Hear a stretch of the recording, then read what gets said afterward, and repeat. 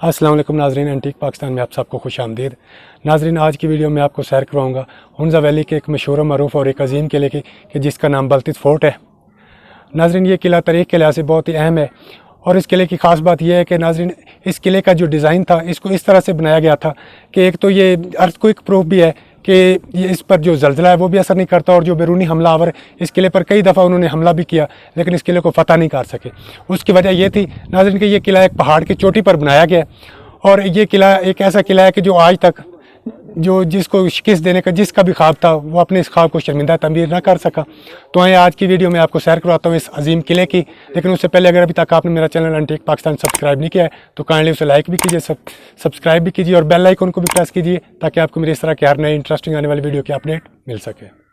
नाजरीन, ये किला करीमाबाद के मेन बाज़ार से तकरीबन आधे घंटे की मुसाफत पर एक पहाड़ी चोटी पर वाक़ और इस किले तक पहुंचने के लिए एक पुख्ता रास्ता जाता है जो कि ऊंचाई की तरफ जाता है और आपको तकरीबन आधा घंटा मुसलसल ऊंचाई की तरफ जाना होता है। उसके बाद आप अपनी मंजिल तक पहुंच जाते हैं। कहते हैं कि नाजरीन, अगर मंजिल खूबसूरत हो तो इंसान रास्ते की तमाम तकलीफ़ें और मसाइब भूल जाता है। तो आए देखते हैं कि हमारी मंजिल जो है वो कैसी है। ये किला नाजरीन एक पहाड़ी चोटी पर वाक़ है और ये सरसब्ज़ और ख़ूबसूरत वादी का नज़ारा है। वादी हुंजा का इस किले की एक नुक्कर से ये किले का नाजरीन बैरूनी मंज़र है। इसकी मोटी मोटी पत्थर की बनी हुई दीवारें हैं। यहाँ पर नाजरीन हर वक्त सयाहों का रश रहता है और जो सैर के लिए आते हैं, करीमाबाद या हुंजा वैली की सैर के लिए आते हैं, वो इस किले की सैर ज़रूर करते हैं। और इस किले में नाजरीन सैर के लिए आपको टिकट घर से एक टिकट ख़रीदना पड़ता है।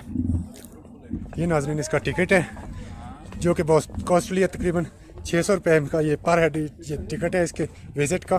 तो नाजरीन अभी हमारा जो विज़िट है इस मशहूर तारीख़ी बल्तित फ़ोर्ट का, इसको नाजरीन बल्तित म्यूज़ियम भी कहते हैं, तो इसका हमारा विज़िट अभी शुरू होता है। और जो अब हमें इसके जो मुतालिक जो बाकी सारी मालूमात है वो यहाँ पर जो मुकामी गाइड है वो फराम करेंगे इस फर्दन लाए थे। इस फोर्ट का हर एक रूम का हम 800 साल पुराना नहीं कह सकते हैं क्योंकि 30 से ज़्यादा जनरेशन गुजरे, 30 से ज़्यादा हुक्मरान गुजरे। जो बड़ा चेंजिंग लाए थे इस फोर्ट में 1911 के बाद लाए थे, जब यहाँ का मीर जो थे मीर मोहम्मद अजीम खान 1911 को दिल्ली दरबार चले गए थे, तब उसने वहाँ से इस फोर्ट के लिए उसने ये कलरफुल शीशे भी लाए थे। इसी तरह इस फोर्ट का जो थर्ड पोर्शन जो बना था ये 1911 के बाद बना था। ये बल्तित फोर्ट 45 साल तक खाली रहा था क्योंकि जब यहाँ का लास्ट मीर जो थे मीर मोहम्मद जमाल खान 1945 को ये फोर्ट छोड़ कर अपना मॉडर्न न्यू पैलेस बना के शिफ्ट हुए थे, जो कि दरबार होटल के बैक साइड में का न्यू पैलेस है। अब तब ये फोर्ट 45 साल तक बंद रहा था। इस फोर्ट की सही देखभाल न होने की सूरत में इसकी अंदरूनी हालत जो थी वो ख़राब हो चुकी थी। इनकी दीवारों में क्रैक्स पड़ चुके थे और इस फोर्ट का गिरने का ज़्यादा चांसेस थे। तब प्रिंस करीम आगा खान ने इस फोर्ट के ऊपर 6 करोड़ रुपए लगा के इस फोर्ट को रेनोवेट किया, क्योंकि जो हमारे आगे जनरेशन है उनको अपना पास्ट का पता चले, माजी का पता चले। इसी तरह प्रिंस करीम आगा खान ने इस बल्तित फोर्ट को भी रेनोवेट किया और आलतित फोर्ट को भी रेनोवेट किया। इसी तरह शिगिर फोर्ट को भी रेनोवेट किया, खफुल फोर्ट को भी रेनोवेट किया। इसी तरह इस बल्तित फोर्ट के रेनोवेशन का जो काम था वो 1990 में स्टार्ट हो गया एंड 6 ईयर्स में कंप्लीट हो गया। 1996 में इस फोर्ट की ओपनिंग की। इस फोर्ट की ओपनिंग में ओवरऑल दी वर्ल्ड 26 एम्बेसडर्स आए थे और उनके साथ जो हमारा पाकिस्तान के एक्स प्रेसिडेंट जो थे फारूक अहमद खान लगारी भी आए थे इस फोर्ट की ओपनिंग करने में। हम आपको यहाँ पे यह दिखाना चाहते हैं कि इन पहाड़ी इलाकों में 800 साल पहले लोग किस तरह सर्वाइवल कर रहे थे, उनके रहन सहन किस तरह थी, वो लोग ज़िंदगी किस तरह गुजारते थे। ये उस टाइम का रिसेप्शन हॉल था, लॉबी था। इस फोर्ट की सामने से प्रॉपर एंट्रेंस होती और बैक साइड से एग्जिट थी। फिर इसी जगह में जो है लोगों से टैक्सेस भी वसूल करते थे। उस टाइम करेंसी नहीं होती, बोर्टर ट्रेड होती, मीन्स की माल के बदले में माल। जिसके घर में 5 मन गंदम बनता था वो यहाँ पे 5 किलो टैक्स भरता था मीरा फुंजा के लिए। ये गले के गोदाम उस टाइम पे यहाँ पे लोग गंदम अनाज की शक्ल में टैक्सेस भरते थे। ये 9 फुट डीप पे है और 6 बाई 6 स्क्वायर फीट पे। इसी तरह आपके नीचे इस साइड पे 7 अलग अलग स्टोर बनाए गए और इस साइड पे भी 7 अलग अलग स्टोर बनाए गए। लेकिन मेन एक्सेस में रास्ता जो था यहाँ से था। इन गोदाम का जो है नीचे से दरवाज़ा नहीं रखते थे। वो इसलिए नहीं रखते थे क्योंकि बाहर से अगर कोई हमला करे तो वो आसानी से यहाँ से गंदम न निकाल सके। ये मेन एक्सेस था। यहाँ से रस्सी की मदद से पाता शख्स को नीचे उतारते थे और पैमाने के तौर पर वो ऑब्जेक्ट इस्तेमाल करते थे नीचे से गंदम निकालने के लिए। उस टाइम की बकिश थी मिकदार के हिसाब से नीचे से गंदम निकालने के लिए 1 पैमाना 2 पैमाना इसी तरह। इस साइड पे देखिए हॉर्स रिले सफ़र के लिए गोडूम पे लगा के उस टाइम तिजारत ट्रेड वगैरह ज़्यादा कर रहे थे, इससे वो लोग गोडूम पे ये इस्तेमाल करते थे। हॉर्स रिडल था। उस साइड पे देखिए उस टाइम की पत्थर की हांडी है जो कुकिंग करते थे, ज़्यादातर पत्थर के सामान में कर रहे थे। ये ख़ास पत्थर होता था जिसको वो लोग अंदर से तराशते थे। इसको गर्म करने के लिए 2 घंटे लगते थे। जब ये गर्म होता तकरीबन 8 घंटे तक गर्माइश रह जाती थी। इससे वो लोग पत्थर के सामान इस्तेमाल कर रहे थे। कुकिंग के लिए पत्थर की हांडी इस्तेमाल करते थे, गोश्त सालन वगैरह पकाने के लिए। उस साइड पे देखिए कुछ बोज एंड एरोज लगे हुए। डिज़ाइन जो है मंगोलियन डिज़ाइन के तीर हैं जो कि फर्स्ट वेपन है हुंजा में डिफेंसिंग और हंटिंग के लिए इस फोर्ट में लाए थे। इसी तरह देखिए आपके नीचे जो विशाखा हमने कालीन रखे, ये ज़माने में लोग भी बनाते थे और या भी बनते हैं लोकल सतह पर। ये याक के बाल और बकरियों के बाल से बनाते, मिक्सिंग में बनाते हैं। उस टाइम देखे तो हुंजा में कॉटन नहीं होता है, इससे वो लोग कालीन वगैरह जो है इवन ड्रेसेस भी योग के बाल और बकरियों के बाल से बनाते थे। इसी तरह आपने गौर किया होगा कि इस फोर्ट के दरवाजे छोटे बनाते हैं। इन दरवाज़ों को छोटा बनाने की 3 वजूहत बयान करते हैं। First one, they are respective doors.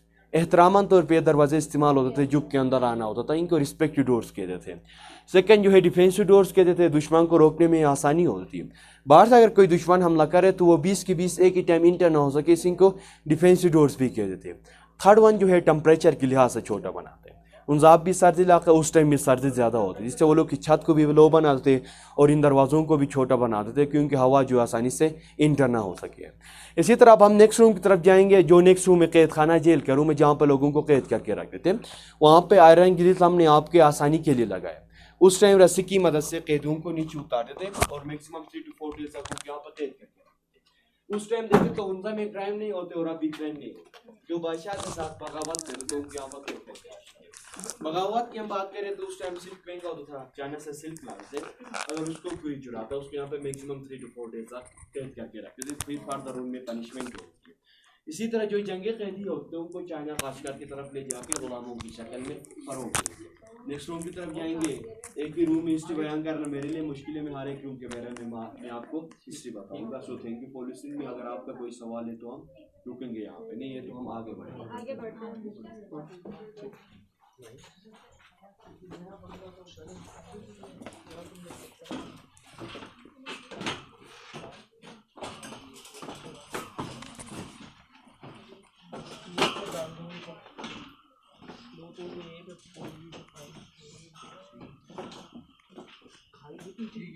ये सिल्क से किया मैंने,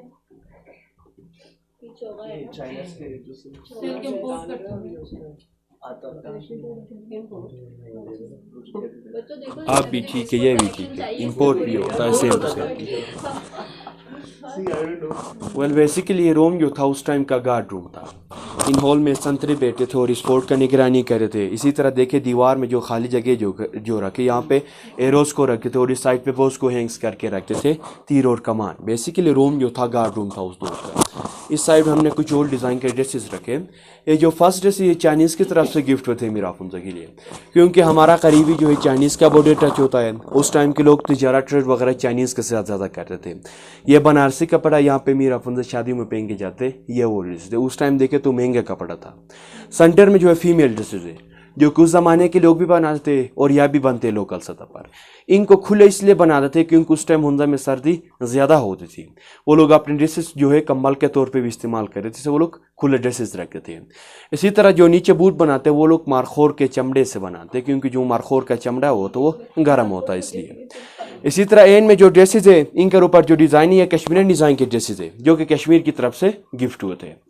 इसी तरह आपके बैक साइड में कुछ वॉल मैप्स हैं। इन मैप्स के इस किले के साथ डायरेक्टली कोई ताल्लुक नहीं है, लेकिन ये थोड़ा ओल्ड मैप्स है जो कि ब्रिटिश लाइब्रेरी की तरफ से हमें डोनेट हुए।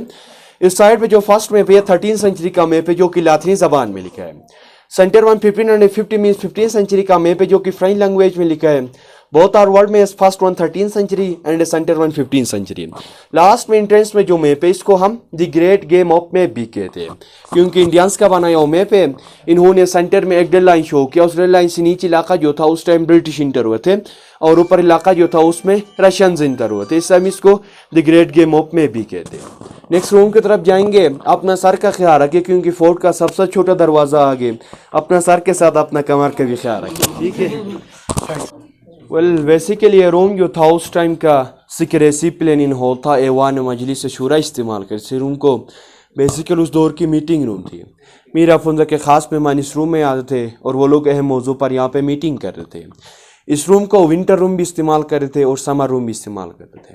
विंटर के सीज़न में वो लोग सेंटर में आग जलाते थे, एक साइड पे मेल बैठे थे, एक साइड पे फीमेल बैठे थे और एक साइड पे अपने बच्चों को रखे थे। आज भी उनका कि किसी 90% किसी घर में चले जाइए, वहाँ पे हम आज भी इसी तरह से अपना घर बनाते हैं। विंटर के सीज़न में वो लोग जो है इन दरवाज़ों को बंद करते और जब सेंटर में आग जलाते तकरीबन इस रूम में जो है 24 घंटे तक गर्मी रहती थी, क्योंकि इस फोर्ट के जो रूम के जो दीवारें इन्होंने इनको मोटे भी बनाए और छोटे भी बनाए। मोटा बनाने का मकसद इस तरह था कि ये दीवारें जो इंसुलेशन तौर पे इस्तेमाल होते थे, अंदर से जो गर्मी वो बाहर नहीं निकलती थी। इसी तरह जब समर सीज़न आता उस टाइम के लोग इन दरवाज़ों को भी खोल के रखे थे और इस छत के सेंटर में जो एक होल रखे थे वेंटिलेशन लाइटिंग के लिए, स्मोक वगैरह के लिए, ये रोशनी के लिए एक होल रखे थे, उसको भी खोल के रखे थे। वेंटिलेशन हवा के रुख के ज़रिए से अंदर सर्दी होती थी। आप महसूस करें बाहर जो रूम था उसमें थोड़ा गर्मी था, इसमें सर्दी है। वो लोग इस तरह उस टाइम के लोग इस तरह वो लोग समर रूम्स और विंटर रूम्स बनाते थे। इसी तरह इस फोर्ट का हर एक रूम के साथ छोटा स्टोर बनाते थे, जो कि इस साइड पे भी एक स्टोर बनाया और नीचे इस साइड पे भी एक स्टोर बनाया, क्योंकि इनके जो ज़रूरत की चीज़ें होते थे वो लोग विंटर सीजन के लिए यहाँ पे स्टोर करके रखते थे। इवन स्पाइसेस को भी वो लोग ड्राई करके रखे थे विंटर सीजन के लिए, क्योंकि हुंजा में जो है 6 मंथ विंटर के सीजन होते इसलिए। इसी तरह उस साइड पे देखे 2 बॉक्सेस में पितल के बर्तन नजर आएंगे। ये पितल के बर्तन 1911 के बाद इस फोर्ट में लाए थे। जब यहाँ का मीर जो थे मीर मोहम्मद अजीम खान 1911 को दिल्ली दरबार चले गए थे, तब उस नवाज अपने ज़रूरत के मुताबिक ये पितल के बर्तन इस फोर्ट में लाए थे। इसी तरह इस साइड पे देखे 150 साल पुराना कालीन, हैंडमेड कालीन है, जो कि उज़्बेकिस्तान समरकंद बुखारा कहते हैं। उस टाइम उज़्बेकिस्तान समरकंद बुखारा के जो कालीन होते थे वो ओवरऑल दीवाल मशहूर थे। थ्रू अ खान बॉर्डर इस कालीन को इस फोर्ट में लाए थे यहाँ पे रखने के लिए। इसी तरह आपके नीचे जो बिछा का हमने कालीन रखे वाइट और ब्लैक कलर के मिक्सिंग में, ये उस ज़माने के लोग भी बनाते और या भी बनते लोकल सतह पर। ये याक के बाल और बकरियों के बाल से बनाते, मिक्सिंग में बनाते। उस साइड पे देखिए बंकर जैसा बॉक्स नजर आएगा, दिस अ ट्रेजर बॉक्स। जब दिसंबर 1891 में ब्रिटिश ने इस फोर्ट के ऊपर हमला किया तो यहाँ के लोगों ने गोल्ड वगैरह जो थे यहाँ पे छुपाए थे, उस टाइम की ट्रेजर बॉक्स थी। नेक्स्ट रॉयल किचन की तरफ जाएंगे, शाही बावर्ची खाने की तरफ जाएंगे। तो लोगों ने काफ़ी एडिशंस करते गए। 1945 तक खिलाफत तो जो है प्रिंस ऑफ हुंजा का पर्सनल रेजिडेंशियल रहा। फिर 1947 के बर्तन पाए जाते, पत्थर, लोहा और लकड़ी। पत्थर की जो सामान थे वो लोग पहले ज़माने से इस्तेमाल करते थे कुकिंग के लिए, क्योंकि स्टोन में जो हीट ऑफ एब्जॉर्प्शन ज़्यादा होता है। इसको गर्म करने के लिए 2 घंटे लगते थे, जब ये गर्म होता तकरीबन 8 घंटे तक गर्माइश रह जाती थी। इससे लोग पत्थर के हांडी इस्तेमाल करते कुकिंग के लिए, गोश्त सालन वगैरह पकाने के लिए। इस साइड में जो लोहे के जो बर्तन रखे ये 1911 के बाद दिल्ली साइड से लाई थी, ये वो बर्तन। उस साइड पे देखिए नीचे जो रखा, उस टाइम के लोग इसमें तेल निकालते, अखरोट बादाम का तेल निकालने के लिए इस्तेमाल करते थे। सेंटर में जो रखा वो लोग मोटी चीज़ों को पीस के छोटा बनाने के लिए इस्तेमाल करते थे। थर्ड में गोल सा दब्बा है जिस पर वो लोग रोटी पका रहे थे, ये रोटी पकाने के लिए इस्तेमाल कर रहे थे। इसी तरह ऊपर सूप के चम्मच है, सूप पीने के लिए लकड़ी के बना रहे थे। इसी तरह उस रूम में भी बताया था कि वो लोग सेंटर में और रखते थे रोशनी के लिए, और रात को वो लोग दिए जलाते सीड ऑयल से रोशनी के लिए, जो कि उस साइड पे भी एक दिया रखा, उस के ऊपर भी और नीचे स्टैंड पे भी एक दिया रखे। उस साइड पे देखिए पेटकद्दू पंपकिन से इनको वो लोग अंदर से खाली करते थे और सुखाते थे। इनमें लिक्विड जैसे चीजें रखते थे, पानी, लस्सी वगैरह। उनके साथ ये देखे जो गोल सा जो चीज खड़ा करके रखा है, उस टाइम के लोग इसमें लस्सी निकालते थे। सेंटर में एक वुडन पाइप रखे थे, उसको वो लोग रोटेट भी करते थे और अप एंड डाउन भी करते थे। इस तरह वो लोग लस्सी निकालते थे। इसी तरह दीवार के साथ देखिए व्हाइट कलर का चमड़ा नजर आएगा, जिस फायर बेलो उस टाइम की फुगनी थी, लोहा ज्यादा इस्तेमाल करते थे, आग को तेज करने के लिए, आग को भड़काने के लिए इस्तेमाल होती, उस टाइम की फायर बेलो थी। इस साइड पे देखिए वुडन बॉक्स से आटा वगैरह स्टोर करने के लिए, और ऊपर खुले बर्तन इसलिए रखे क्योंकि उस टाइम एक ही फैमिली एक ही बर्तन में खाना खाते, इससे वो खुले बर्तन रखते थे।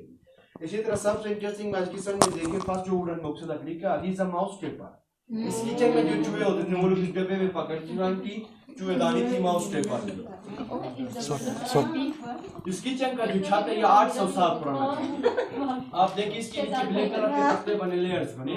ये तो स्मोक की वजह से इस किचन के छत के नीचे कार्बन लगी, ऐसे ब्लैक कलर के तख्ते बने, लेयर्स बने। ये 800 साल पुराना है। इसी तरह आपके बैक साइड में देखिए छोटे सा स्टोर है, ये उस टाइम की फिश थी। क्योंकि बैक साइड में उल्टा ग्लेशियर था, वहाँ से ठंडा हवा था, चलो खराब होने वाली चीज़ वहाँ पे स्टोर करके रखे थे, दूध लस्सी वगैरह। रिसेप्शन जाएंगे, रिसेप्शन टेरेस की तरफ जाएंगे, वहाँ से हम इस साइड से आते फोर्ट का भी नज़ारा करेंगे, आगे की न्यू पैलेस भी देखेंगे और वहाँ से कुछ ग्लेशियर नज़र आते जो कि कराकरम रेंज में आता है, उनका भी नज़ारा करेंगे और आगे इनके फर्दर हम समर रूम लेंगे। ये ताफ्ते शाही था, मौसम के लिहाज से मीर अफरोज़ा के रूम का दरबार लगा थे, ये वो ताफ्ते। नॉर्थन एरियाज के पहाड़ों में 3 किस्म के जानवर पाए जाते हैं। First one ibex, centre one markhor and third one भी आइबेक्स के। लास्ट जो जानवर है जिसको हम मार्को पोलो शिप कहते हैं, उसका हिस्ट्री में अंदर बताऊंगा, हमने नेक्स्ट रूम में लगाया। उस साइड पे देखे पोलो स्टिक से पोलो गेम। पोलो गेम जो था पहले ज़माने में हुंजा में ज़्यादा खेलते थे। बेसिकली गेम जो था पर्शियन गेम था, पहले ईरान में खेले थे, देन अफगानिस्तान एंड दुनिया गेम यहाँ पे भी स्टार्ट हुआ था। उस टाइम वो लोग ईरान के साइड में बॉल और स्टिक्स के साथ नहीं खेले थे, स्टाइल अलग था इस गेम का खेलने का। वो लोग एक बकरी को ज़बह करते थे जिसको हम बुशकशी कहते हैं। आज भी अफगानिस्तान के नॉर्थ साइड, ताजिकिस्तान के नॉर्थ साइड, किर्गिस्तान के नॉर्थ साइड में ये गेम खेलते हैं। बाद में जो अंग्रेज़ों ने न्यू एडिशन के मुताबिक इसमें स्टिक्स भी लाए थे और बॉल भी लाए थे। बेसिकली गेम जो था पर्शियन गेम था, पहले ईरान में खेले थे। बोले यहाँ से कुछ ग्लेशियर नज़र आते जो कि कराकरम रेंज में आते हैं। इस साइड पे देखिए ये हो गया राकापोशी ग्लेशियर, सेंटर में है Diran peak, centre one Diran peak and third one golden peak. Golden peak इसलिए कहते हैं क्योंकि जब सनसेट होता है, सन के रेज इस बात के ऊपर पड़ते हैं तो वो गोल्ड की तरह दिखता है, हम उसको गोल्डन पीक कहते हैं। इसी तरह बैक साइड में देखिए उल्तर ग्लेशियर 2 और इस पहाड़ के पीछे है उल्तर ग्लेशियर 1। उल्तर ग्लेशियर 1 के साथ ये लेडी फिंगर जो कि यहाँ से नज़र नहीं आते, अब जब दुईकर चले जाएंगे वहाँ से आपको नज़र आएंगे। ये रॉयल समर बेडरूम था मीर अफरोज़ा का। आप देखिए नीचे की निस्बत इन्होंने इस फोर्ट के जो ऊपर पोर्शन जो यहाँ पे दरवाजों को भी बढ़ाया है और इस छत को भी बढ़ाया और यहाँ पे विंडोज वेंटिलेशन हवा के रुख के लिए वो लोग ऐसा समर हाउस बनाते हैं। इस फोर्ट के जो ऊपर जो मंजिल जो है ये 1911 के बाद बना था, ये वो मंजिल है। इस साइड पे देखिए ये ओल्ड कालीन की कॉपी है जो कि बार तख्त पे भी जाते हैं, मीर अफरोज़ा के लिए उस ओल्ड कालीन की कॉपी है। इसी तरह आपके बैक साइड में देखिए कुछ चाइनीज लैंग्वेज में फ्रेम लगाए गए, एक साइड चाइनीज और एक साइड फारसी है। ये चाइनीज के साथ ट्रेड एग्रीमेंट से तिजारती मुआहदे हैं 1930 से 1931 का दौरान। ऊपर सीलिंग डिजाइन कश्मीरी डिजाइन की सीलिंग, ये कश्मीरी डिजाइन की सीलिंग्स और आगे हम कलरफुल शीशे देखेंगे जो कि 1911 के बाद इस फोर्ट के एडिशन में लाई चीजें। और ये वो लेटर है जब 3 नवंबर 1944 का मीर मोहम्मद जमाल खान ने कातिज़ाम को लेटर लिखा था कि हुंजा जो पाकिस्तान के साथ इल्हाक होना चाहता है, उस लेटर की कॉपी है।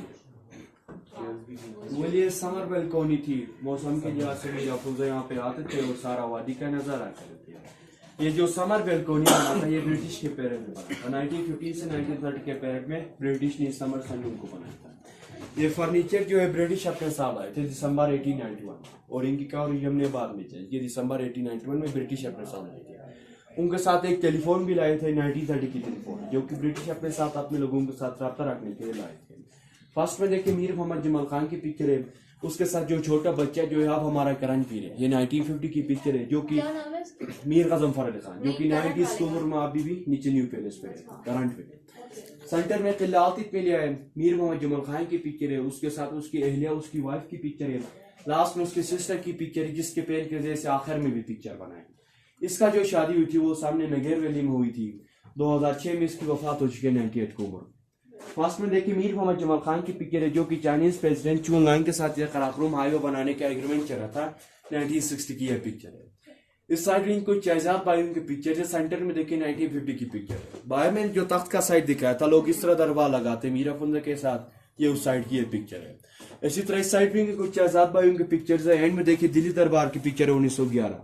जब यहाँ का मीर 1911 को दिल्ली दरबार चले गए थे तब उसने वहां से इस फोर्ट के लिए कलरफुल शीशे भी लाए थे और बाहर में जो सीलिंग डिजाइन बताया था वो और ये कार्विंग डिजाइन, ये मुगल कार्विंग डिजाइन, ये तीनों जो थे 1911 के बाद इस फोर्ट के एडिशन में लाई चीजें थे।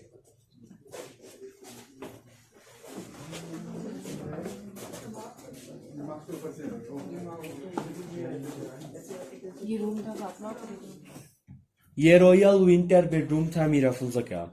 उस टाइम देखे तो बेडरूम में फर्नीचर इस्तेमाल नहीं करते थे, आज भी हम अब जो है घरों में हुंजा में बेडरूम में फर्नीचर इस्तेमाल नहीं करते, कुशन और मेट्रेसेस बिछा कर बैठते और हम अपना जो घर बनाते हैं हम इसी तरह से अपना घर बनाते हैं। इस साइड पर हमने कुछ कुरान मजीद कुरान पाक रखी जो कि एक 200 साल पुराने और एक 300 साल पुराने, जो कि यहाँ के लोगों ने अपने हाथ से लिखे थे। उस टाइम की कुरान मजीद कुरान पाक है। और ये बच्चों को सुलाने के लिए झूला है जो कि अब भी इस्तेमाल होता है अपने घरों में बच्चों को सुलाने के लिए, वो झूला है। इसी तरह ये वुडन बॉक्स है अपने ज़रूरत की चीज़ें वगैरह स्टोर करके रखने के लिए। और ऊपर खुले बर्तन इसलिए रखे क्योंकि उस टाइम एक ही फैमिली एक ही बर्तन में खाना खाते थे, 9-10 लोग इकट्ठे बैठ के एक ही बर्तन में खाना खाते थे, वो लोग खुले बर्तन रखे थे। इसी तरह सेंटर में, इस छत के सेंटर में और रखे थे रोशनी के लिए, और रात को वो लोग दिए जलाते रोशनी के लिए, जो कि दीवार की साइड पे भी एक दिया रखे थे, उस साइड पे भी एक दिया रखे। इसी तरह इस फोर्ट का हर एक रूम के साथ छोटा स्टोर बनाते थे, जो कि साइड पे भी एक स्टोर बनाया और उस साइड पे भी एक स्टोर बनाया, क्योंकि इनके जो जरूरत की चीजें होती थी वो लोग विंटर सीजन के लिए यहाँ पे स्टोर करके रखते थे, गोश्त वगैरह, ये वो स्टोर था।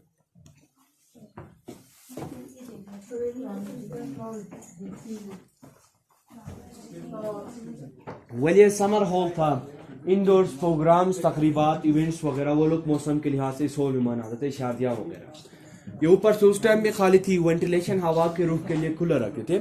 जब बारिश होती लकड़ी का तख्त बिछाते मीरा फुंजा के लिए बारिश से बचने के लिए। यहाँ पे मीरा फुंजा बैठी थी और इस साइड पे उसकी वाइफ बैठी थी, ये वो तख्त है। इस साइड पे देखिए 200 साल पुराना कारपेट जिसको हम कुतन कारपेट कहते हैं, चाइना से गिफ्ट हुआ था मीरा फुंजा के लिए, ये 200 साल पुराने। उस साइड पे देखिए कुछ चाइनीज नोट, चाइनीज करेंसी है।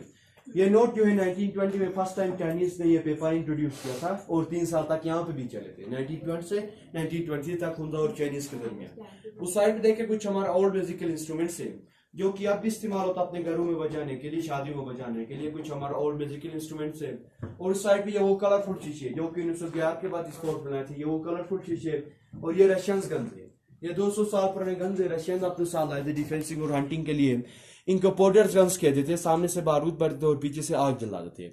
एक उर्दू का मुहावरा भी है कांधे पे रखे गोली चलाना, ये वो गन्स थे जो कि 2 बंदे चलाते थे, एक एक कांधे पे रखे थे और पीछे से फायर करते थे।